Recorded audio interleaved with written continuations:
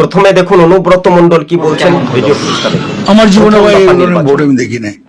এই 96, 97, 98% পোল 152টা দল, তো আমি প্রথম বলেছিলাম 130 টাকা বলেছিলাম তৃণমূল কংগ্রেস, 15-16টা পাবে কিনা সন্দেহ আছে এই ফার্স্ট ভোটে।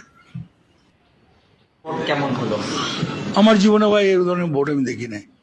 এই 96, 97, হ্যাঁ দর্শক বন্ধুগণ, সরাসরি সেই ফুটেজটা দেখতে পেলেন। অনুব্রত মণ্ডল বললেন যে প্রথম দফা নির্বাচনে 16টি জেলাতে যে পরিসংখ্যানটি 152-র মধ্যে প্রথমে তিনি 130 বলেছিলেন, তারপরে হঠাৎ করে বললেন 15-16টা পাবে কি তবে সন্দেহ। হ্যাঁ অনুব্রত মণ্ডল, আপনি ঠিকই বলেছেন, আপনি ঠিকই বলেছেন।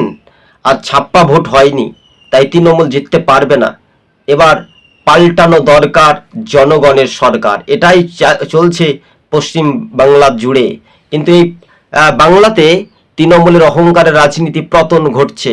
আর বাকি অর্থাৎ 29 এপ্রিল যখন ভোট হবে চিত্রটা আরো পরিষ্কার বোঝা যাবে। তবে তৃণমূলের সরকার থাকছে না, অহংকার থেকে পতন নিশ্চিত হয়ে যাচ্ছে। তাই আমরা অনুব্রত মণ্ডলকে, আপনাকে অসংখ্য অসংখ্য ধন্যবাদ, আপনি সঠিক তথ্য তুলে ধরেছেন। তাই অনুব্রত মণ্ডলের সমীক্ষায় ফাঁস হয়েছে সোশ্যাল মিডিয়ায়।